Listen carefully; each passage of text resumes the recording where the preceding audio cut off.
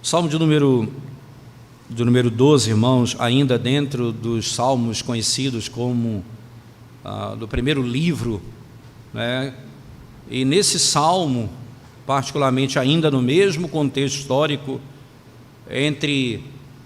nós temos aqui o caso de Saul e a inimizade dele, até o seu filho Absalão, os grandes conflitos que Davi viveu como rei em Israel.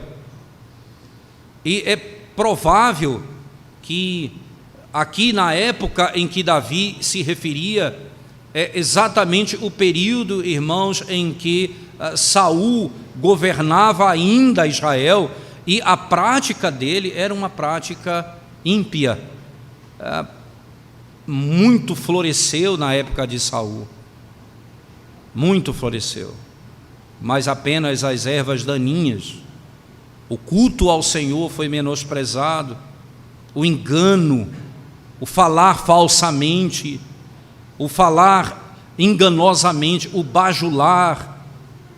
Vocês vão lembrar, por exemplo, que no dia específico, quando o Senhor, por meio do profeta, anuncia que vai tirar o reino de Saul, isso ocorre num contexto em que todas essas coisas são manifestadas. 1 Samuel, você vai encontrar no capítulo 15 essa história, quando Deus ordena a Saul invadir uma terra de ímpios, não é? Os amalequitas, e Deus ordena que ele entre naquela terra e nada sobre daquele lugar, e ele não traga de lá nada, nem mesmo riqueza, nem gado, e que todos sejam destruídos, porque foi um povo que impediu Israel de passar e que trouxe idolatria para dentro da história de Israel, e o Senhor haveria de puni-los, e ali o Senhor iria puni-los. O que é que acontece?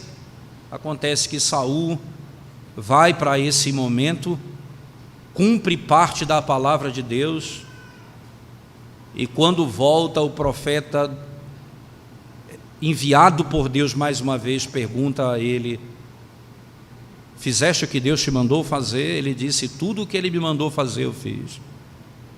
E o barulho que eu estou ouvindo aqui desses animais, o que é isso?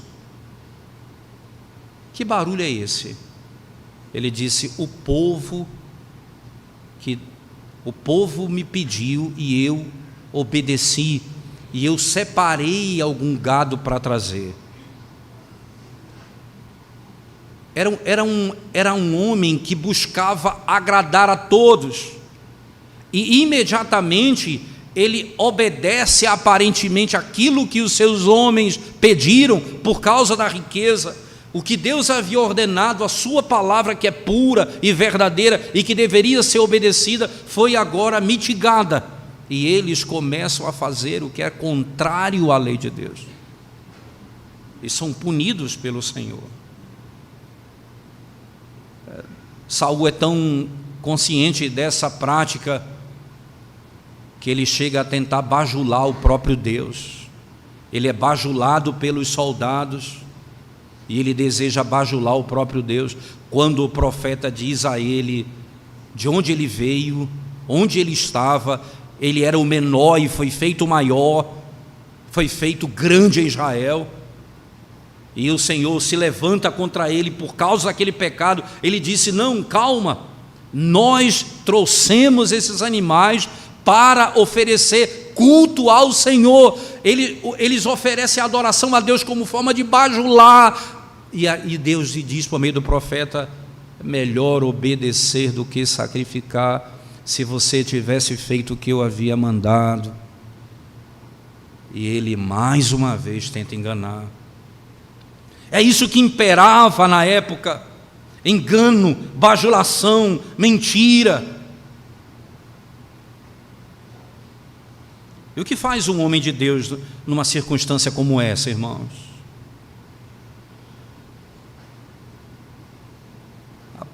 Apesar de ser tão curto, fala muita coisa, as primeiras duas palavras do verso 12: socorro, Senhor. Socorro, Senhor. O que mais incomodava o coração do rei Davi e do rei de Israel? Era porque havia mentira, engano e falsidade. E porque isso era comum naqueles dias. Socorro, Senhor. Uma oração curta, uma oração objetiva e direta, e que Deus atendeu a súplica do seu servo, trazendo a ele confiança no meio dessas muitas lutas que ele enfrentou. O texto descreve de maneira, eu diria, belíssima, pela maneira como ele se coloca. Veja, o verso 1 diz assim: socorro, Senhor, porque já não há homens piedosos, desaparecem os fiéis entre os filhos dos homens. Socorro, Senhor, porque já não há homens piedosos. Que coisa impressionante é você imaginar, irmãos, que isso era o que mais incomodava Davi. Sumiram os homens piedosos. Os homens que falam e fazem. Os homens que são sinceros de coração. Os homens que amam a palavra de Deus acima de todas as coisas.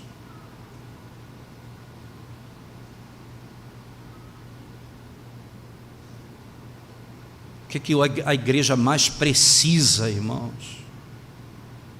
De homens piedosos. De homens que temem a Deus. Porque esses serão homens corajosos.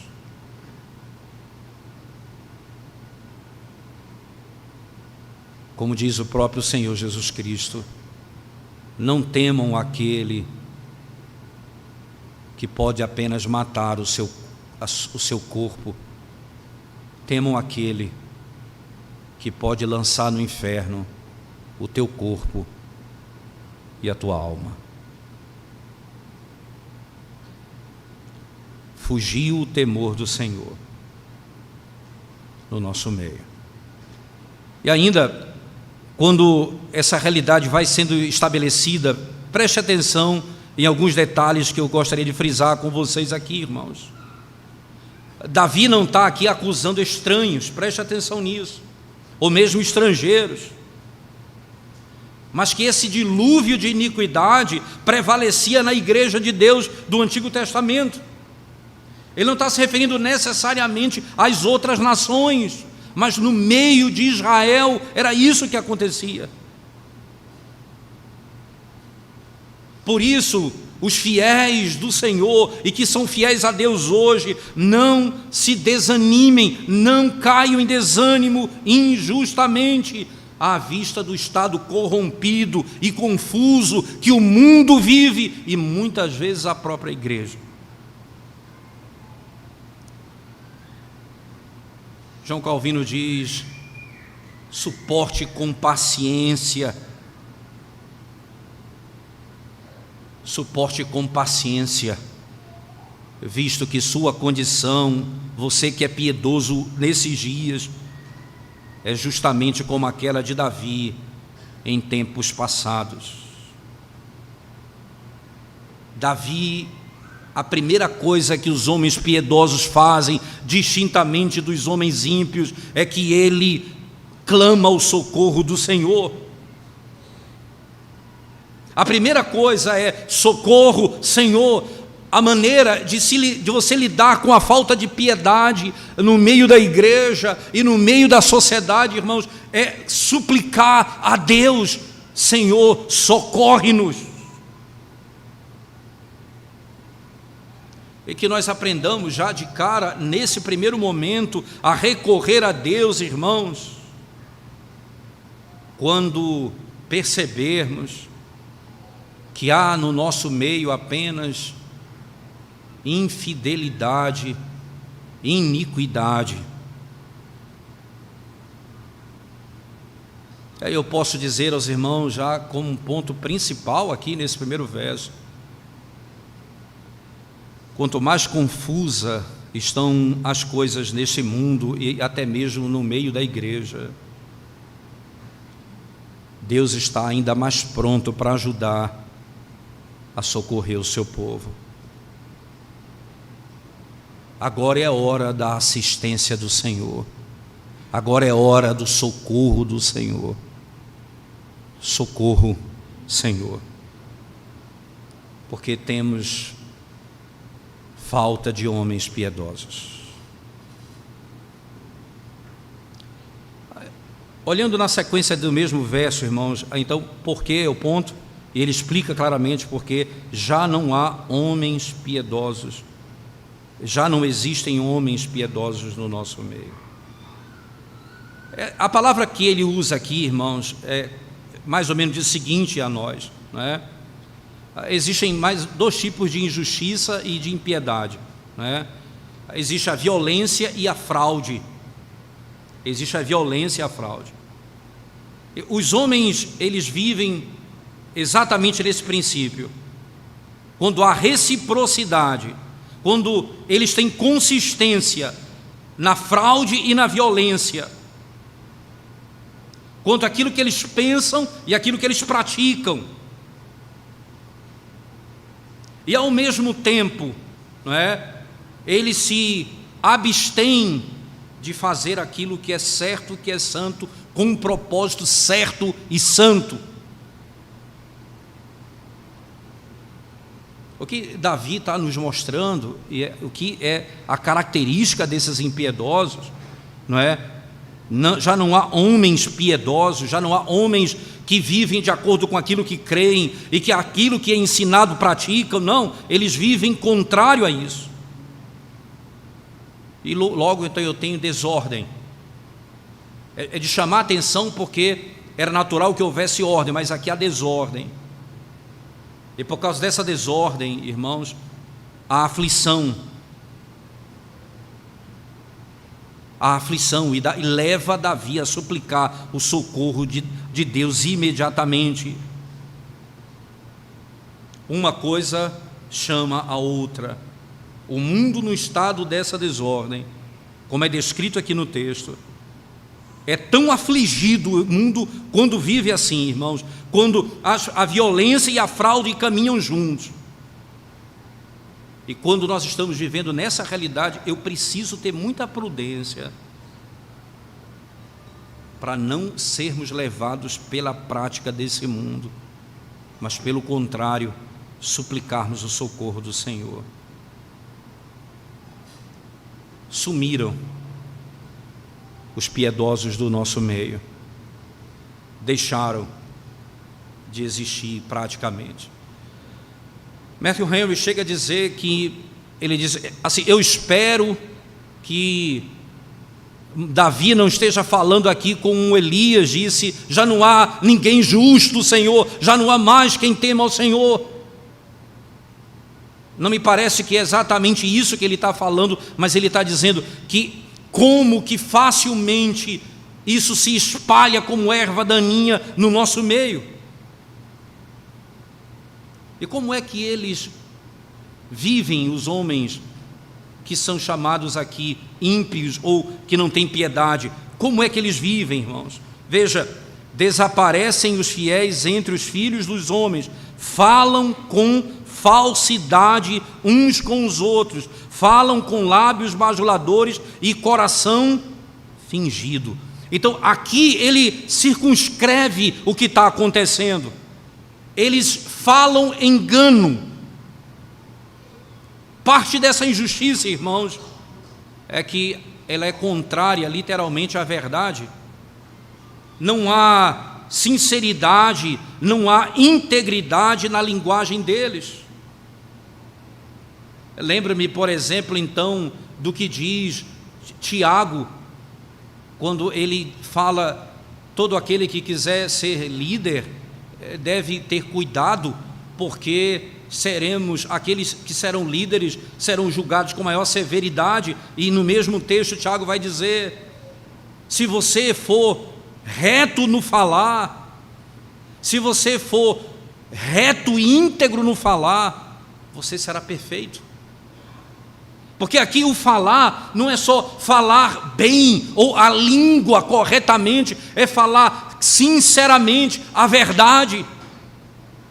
Porque não adianta você falar doutrina se o seu coração está longe dela. E então esses homens, eles enganam, eles se opõem à verdade. O grande objetivo deles, irmãos, é que eles se dedicam a enganar. Eles não são enganados, eles não falam porque se enganaram, eles têm um objetivo que é enganar. E como é que eles enganam? Veja como o texto escreve, irmãos. Como é que eles enganam? Ainda o verso 2: falam com falsidade uns aos outros, falam com lábios bajuladores e coração fingido. Falam com lábios bajuladores e coração fingido. Falam com um coração fingido. Você sabe que essa palavra aqui usada no texto, né, fingido, a raiz dessa palavra, irmãos, ela significa dividir. Dividir é a palavra que significa divisão. Significa dizer que os que resolvem agir dessa maneira, eles são homens de coração doble. Aquela expressão usada lá em Tiago, um homem que tem um coração num lugar e o coração em outro lugar. Eles se expressam com duplicidade, eles se expressam com linguagem ambígua, para que dessa forma eles se tornem diante dos homens aquilo que eles realmente são: enganadores. O propósito deles, eles falam enganosamente e são bajuladores. O coração deles não é reto, não é íntegro, não é sincero, não é verdadeiro. O coração é duplo. Eles põem de um lado o pensamento, enquanto eles estão do outro lado na sua prática. Eles são hipócritas, eles são traiçoeiros, eles são inimigos da verdade. Diante da linguagem deles, né, a intenção que eles têm não é a melhor possível. E quando nós pensamos aqui um pouco sobre a questão, irmãos, da bajulação, por que esse é um pecado tão gravemente condenado pelo Senhor? Por que a bajulação ela é terrivelmente condenada pelo Senhor? Por algumas razões óbvias. Por exemplo, preste atenção no fato, irmãos, de que o propósito deles aqui é levar à destruição. Não é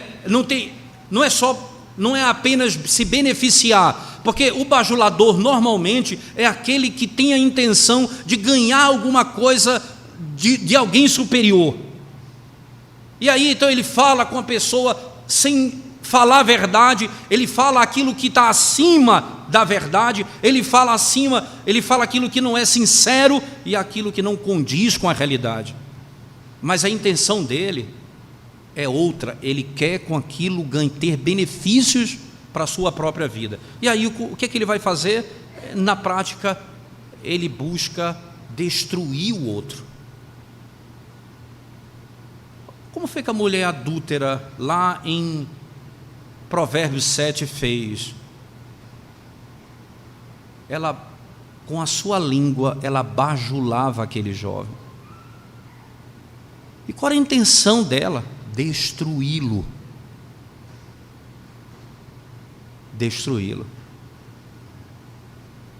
Esse bajulador, irmãos, como diz o texto, falam com falsidade uns aos outros, falam com lábios bajuladores e coração fingido. Tudo que eles expressam para fazer o que eles desejam é não falar a verdade, tudo para que eles alcancem o objetivo deles. De Saul, eles conseguiram trazer o gado que foi ordenado morrer. De Deus, eles queriam bajular, fazer para Deus alguma coisa que não era fruto da verdade. Nós vamos oferecer ao Senhor o fruto do nosso pecado, não o fruto da santidade.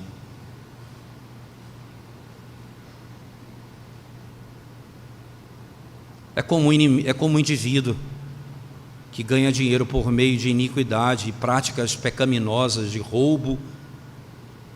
Ele acredita que ele oferecendo a Deus as ofertas ao Senhor financeira, o Senhor vai abençoá-los por isso. Eles acreditam que assim serão abençoados pelo próprio Deus. Eles estão completamente enganados. Davi descreve: socorro, Senhor. Os homens piedosos sumiram, desapareceram. E eles se manifestam na linguagem, eles mentem, eles bajulam, eles enganam.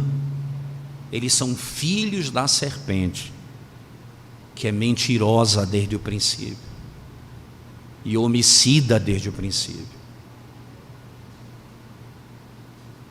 Você sabe o que vocês serão? Ele disse para Eva: vocês serão como Deus. Essa é a forma de destruir. É não falar a verdade e não ser sincero.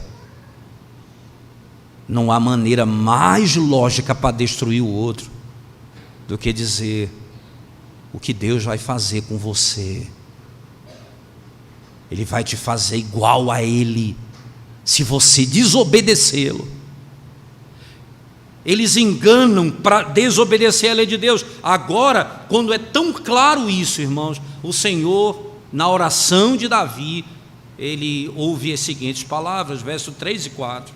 Ele diz assim: corte o Senhor todos os lábios bajuladores, a língua que fala soberbamente, pois dizem: com a língua prevaleceremos, os lábios são nossos, quem é Senhor sobre nós?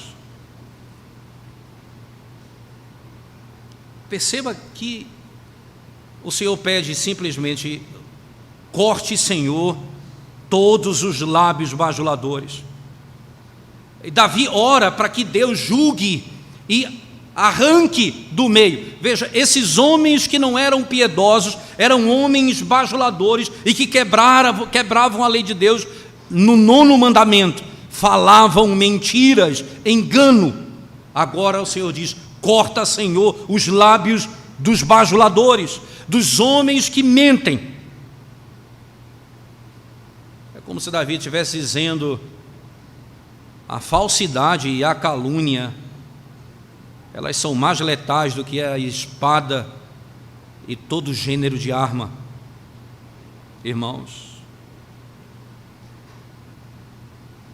corta, Senhor, os bajuladores, os lábios deles, a língua que fala soberbamente. E aqui ele acrescenta um detalhe: o bajulador, ele tem uma outra natureza. Além dele querer, irmãos, elevar as coisas acima da realidade ou diminuir abaixo da realidade com o propósito de enganar, eles agora revelam o coração. Eles são soberbos.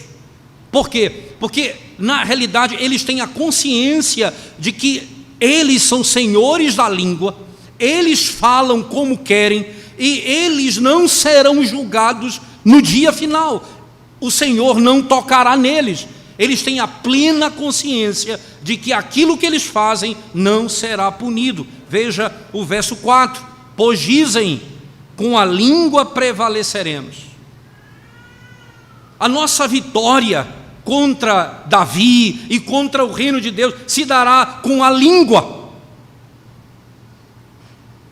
Você percebe como a língua ela é perigosa, irmãos, e como nós podemos usá-la de maneira iníqua no meio da igreja. Tiago ainda diz, ela é o mal incontido. É o pequeno órgão que se gaba de grandes coisas, soberba. Ela é capaz de destruir uma floresta com um princípio de fagulha.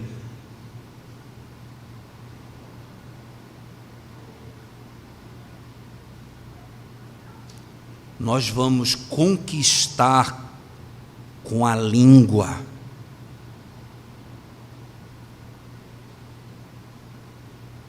Nós vamos avançar com a língua.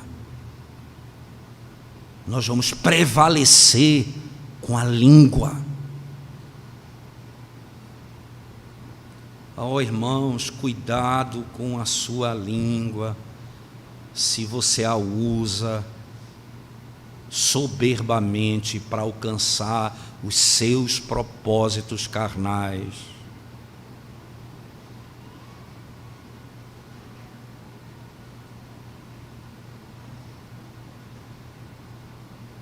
O homem que deseja seduzir uma mulher que não é a sua,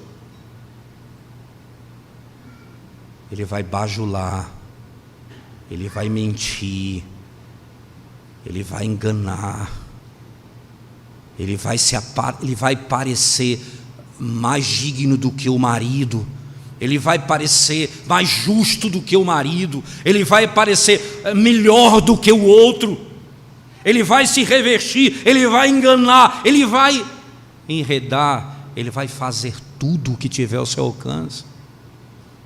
Ele diz, e nós vamos prevalecer.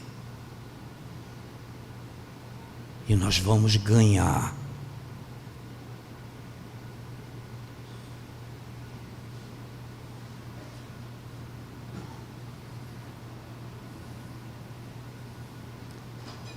Os lábios são nossos. Eles não entendem nem Deus como Criador. O Senhor disse a Moisés, quando ele disse, eu sou pesado de língua, o Senhor disse, quem criou a boca? Quem criou a língua? E quando o Senhor requer da língua e dos lábios retidão, é porque Ele é o Criador. E quando eu digo, os lábios são nossos, vamos fazer dele o que quisermos.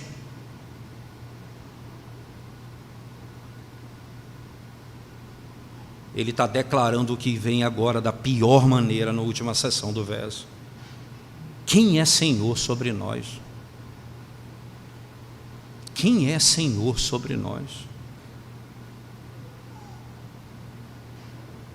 Quem governa o nosso falar? Quem tem autoridade sobre nós?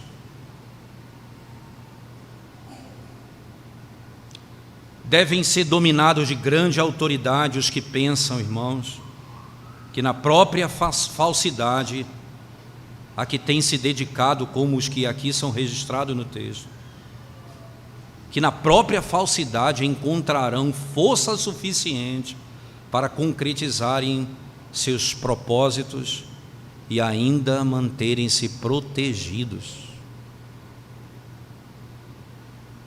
Ninguém vai fazer mal a nós.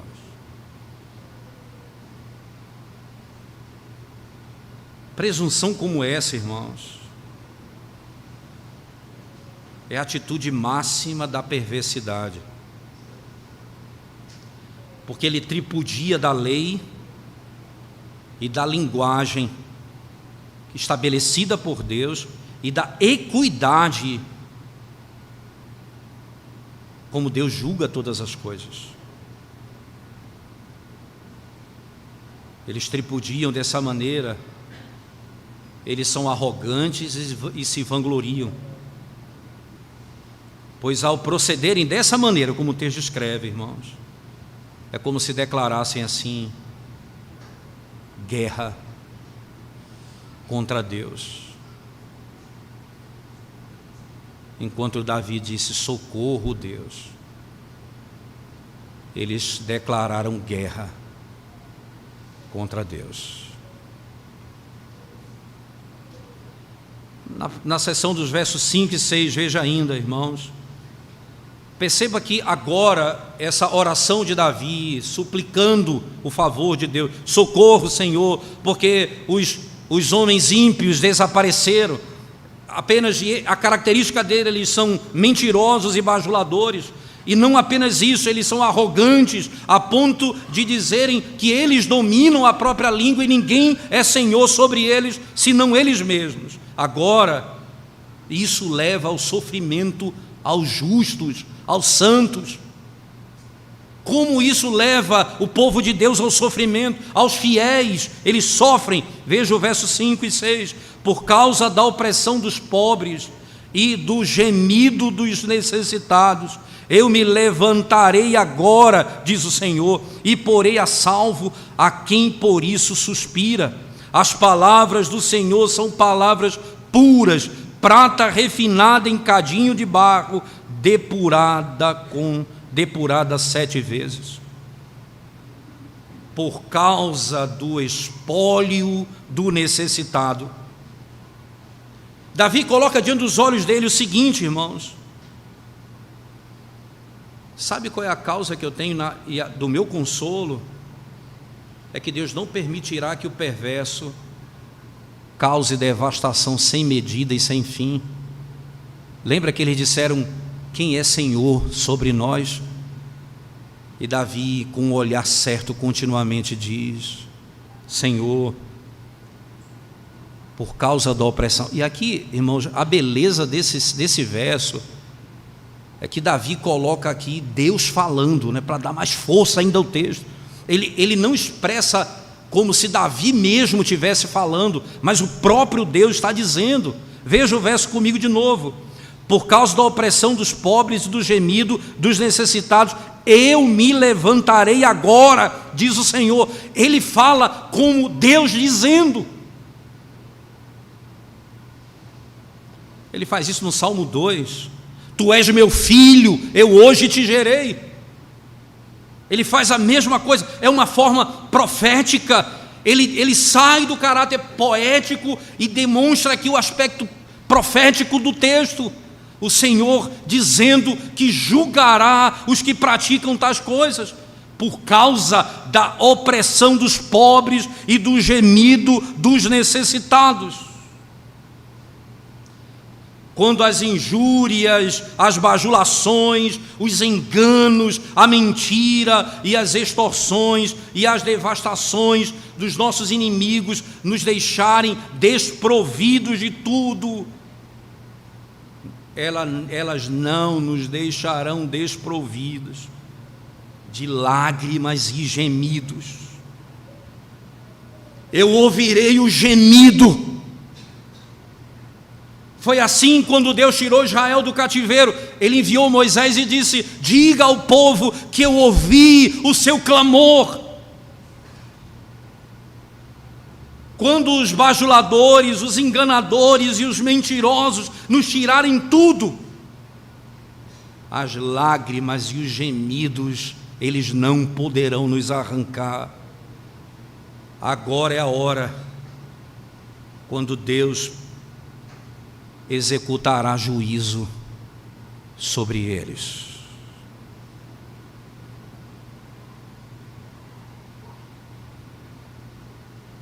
Quando lhe faltar palavras, como Ana, que foi tida como bêbada porque falava coisas que ninguém entendia, chorando, angustiada, suplicando por um filho.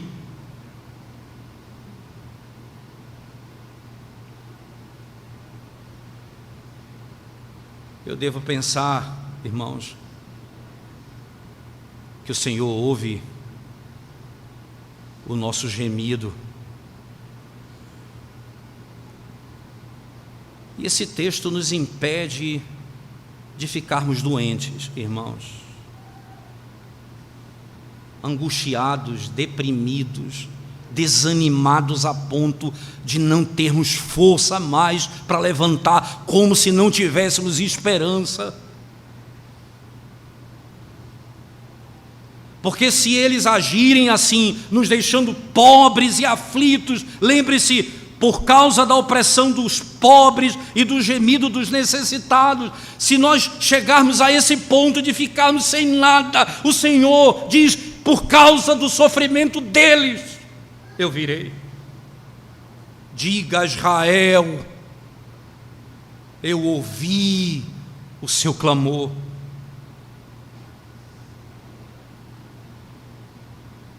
E Deus tomará nas suas mãos essa causa. E Ele diz, o Senhor diz diretamente, eu me levantarei agora. Irmãos, eu me levantarei agora. E farei o quê? E porei a salvo a quem por isso suspira. Suspira por quê? Pela aflição dos bajuladores e caluniadores? Mas suspira como Davi. Socorro, Senhor. Estamos sem homens piedosos no nosso meio. O Senhor não apenas vai nos restaurar, como levantará homens piedosos no nosso meio. E porei a salvo a quem por isso suspira. Somente quando Deus nos faz entender por sua própria voz, irmãos, que Ele será gracioso para conosco, é que podemos acalentar na alma a esperança da salvação. Porque Deus, diferente dos bajuladores, Deus não bajula, Deus fala a verdade. E quando Ele falar, eu virei, eu posso alegrar minha alma. Eu restaurarei, eu posso alegrar minha alma. Eu perdoarei os teus pecados, eu posso alegrar a minha. Quando Ele falar, Ele fala a verdade. E é isso que vem em grande contraste agora, no verso seguinte. As palavras do Senhor, irmãos, são palavras puras, prata refinada em cadinho de barro. Deus, Ele é infalível. Deus é fiel. Deus é irredutível em suas promessas. Depois que o Senhor nos conta, irmãos, depois que Ele nos conta como parte do seu povo, veja, os pobres e necessitados, perceba que a porta de entrada do reino de Deus nas bem-aventuranças é essa: bem-aventurado o pobre de espírito, porque deles é o reino dos céus. Depois de Deus nos contar como necessitado, como miserável, como dependente dEle, Ele comunica aos seus servos a esperança de um livramento rápido, mesmo na angústia mais profunda. Ele acrescenta: Deus não promete em vão, ou com o propósito de desapontar o homem. Deus, o que Ele acaba de dizer, veja, irmãos, o que é que os ímpios falam? E Ele coloca Deus falando no texto. Eu virei, eu levantarei, porque o que Ele fala é a verdade, que é exatamente o contrário dos mentirosos e bajuladores. Agora Ele vai analisar a distinção entre eles. A esperança do livramento vai ser manifestada. O Senhor acrescenta literalmente isso, irmãos, a essa informação. Parece algo de tão pouca importância, lendo o texto rapidamente. Mas se você comparar as duas coisas, são importantíssimas. Porque a mente humana ela é inclinada às dúvidas. Ela é inclinada às incertezas. E o Senhor fala diretamente que virá.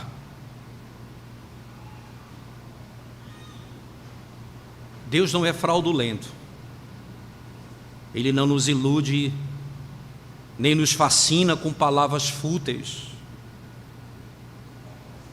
e que não tem propósito. Não é à toa que o profeta Jeremias fala dos falsos profetas isso. Se você tiver um sonho, diga eu tive um sonho, não diga o Senhor falou. E quantas pessoas pecam terrivelmente contra Deus, porque abrem a boca para dizer que estão profetizando, e a intenção delas é apenas de desejar o bem ao outro, de dizer ao outro: olha, eu espero que você seja curado, eu espero que você seja restaurado, eu espero que você saia dessa situação. E aí ele, para dar peso, transforma isso em profecia: o Senhor me mandou dizer isso a você.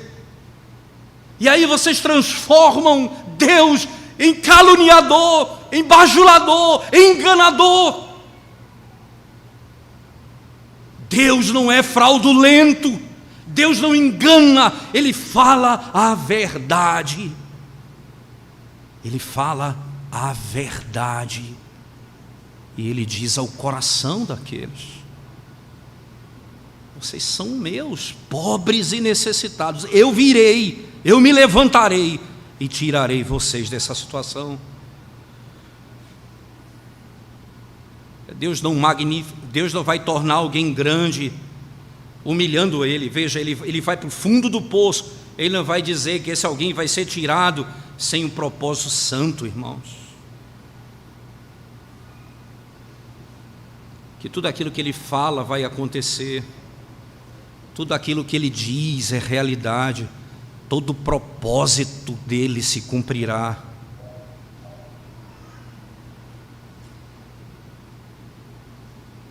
Não há ninguém que não confesse francamente nutrir a mesma convicção de Davi, que Davi registra aqui, que as palavras do Senhor são puras. As palavras do Senhor são puras. Elas são puras e verdadeiras, elas são testadas. Veja a sequência do texto: prata refinada em cadinho de barro, depurada 7 vezes, ela é provada. É um vaso específico, uma prata refinada, ela é depurada, ela passa pelo fogo e ela se revela verdadeira. As palavras do Senhor são puras.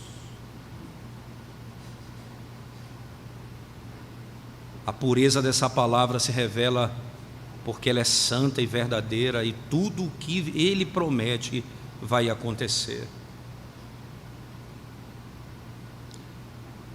Sempre que o Senhor retarda a sua assistência ao seu povo, colocamos em dúvida a fidelidade em relação às promessas que Ele fez a nós, e chegamos a murmurar, como se Ele nos tivesse enganado. Cuidado, irmãos, para que no meio das suas tribulações você não acuse Deus de fraudulento, dizendo: o Senhor não cumpre suas promessas. Aquilo que Ele disse, que está revelado na palavra, não que um pretenso falso profeta lhe falou, mas o que a palavra de Deus disse, você pode aguardar com paciência.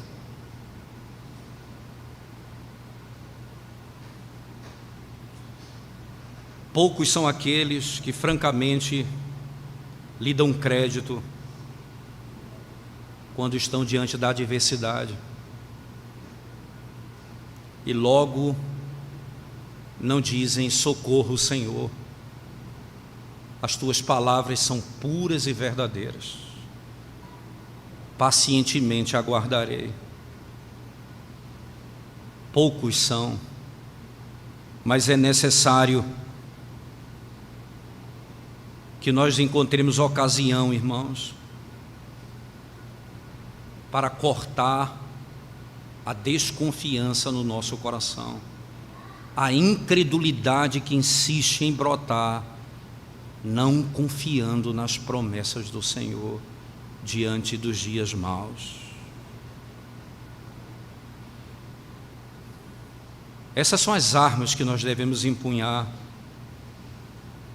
e elas são essas palavras. As palavras do Senhor são puras. As palavras do Senhor são puras, porque elas foram testadas como prata. Ela é verdadeira. Ela é verdadeira.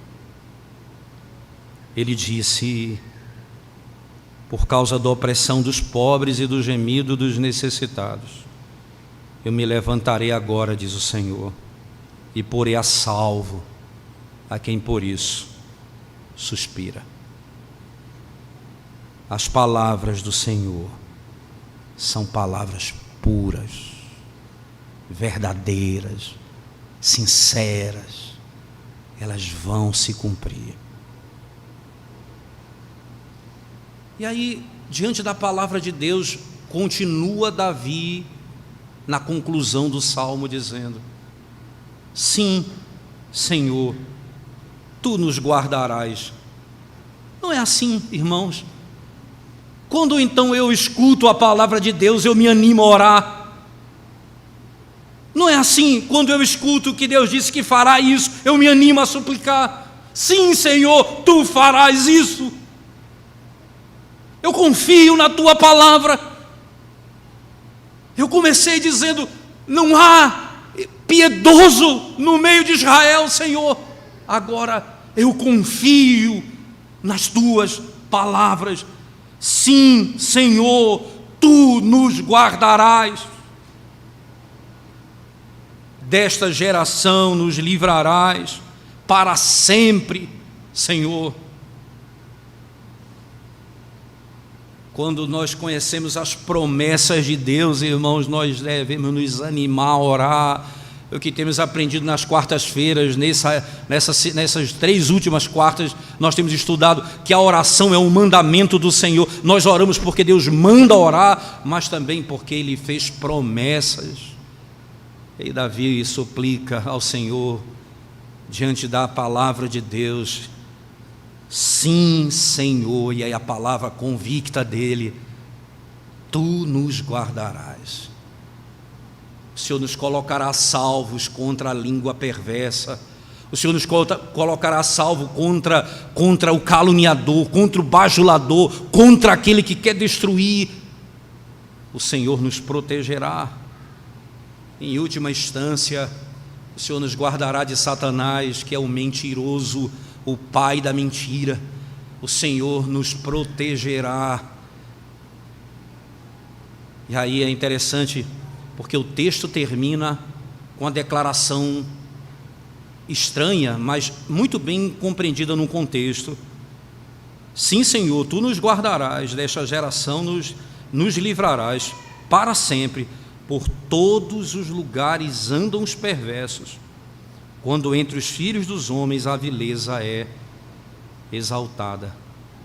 O mal, a malignidade, a malícia, a mentira, a soberba, a bajulação, o engano é exaltado no nosso meio.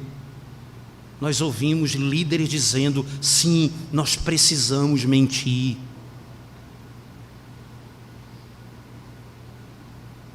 Quando a mentira é exaltada, o engano é exaltado, o Senhor nos mostra: sim, Senhor, tu nos guardarás, desta geração nos livrarás para sempre, mesmo diante da inundação de homens ímpios, o Senhor preservará a sua igreja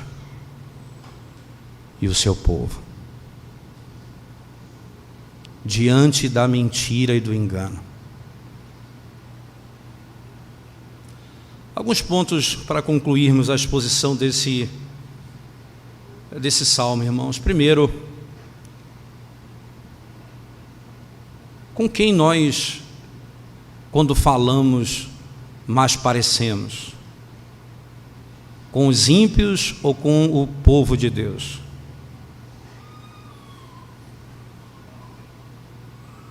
O que exatamente as pessoas pensam de nós segundo as nossas palavras e como usamos a nossa língua no dia a dia?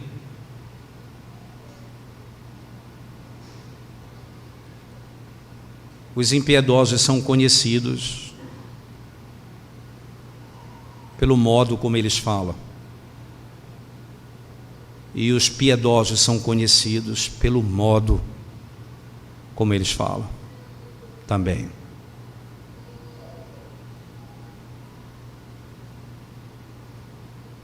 O que mais a igreja precisa hoje, irmãos? De homens piedosos, que conhecem a palavra de Deus, que confiam na palavra de Deus e que vivem segundo a palavra de Deus e esperam na palavra de Deus.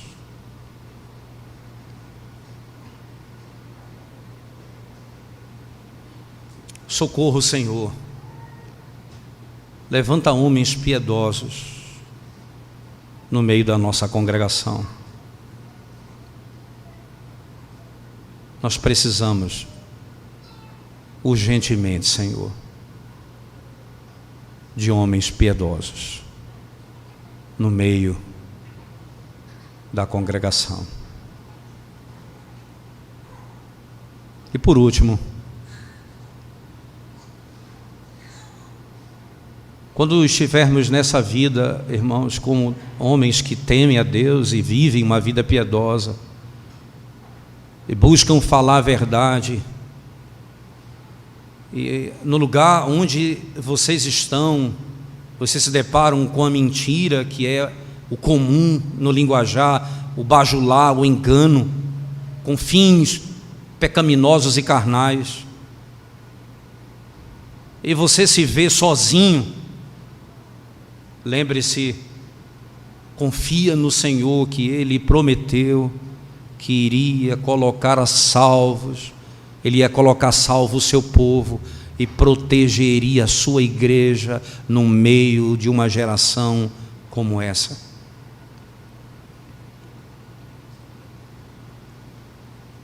No meio de uma geração como essa, o Senhor prometeu, e Ele faria, e Ele fará.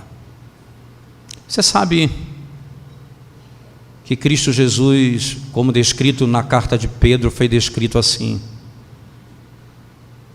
não se encontrou dolo, engano nas suas palavras. Não se viu e se ouviu dolo nas suas palavras. É nele o que te protege, é o que te ensina a falar, para a glória de Deus. Vamos curvar nossa cabeça e orar ao Senhor nesse momento, irmãos. Nós te exaltamos, ó Deus,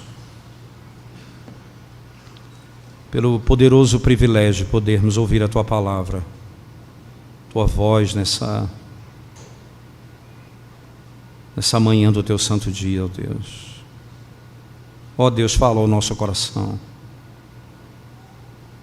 muda a nossa sorte, ó Deus, livra-nos da iniquidade dos nossos lábios, que revelam tanta malícia no nosso coração. Socorre-nos, ó Deus, levanta homens piedosos no nosso meio, homens santos, para a glória do Teu nome. Em nome de Jesus nós oramos. Amém, Senhor Deus. Amém.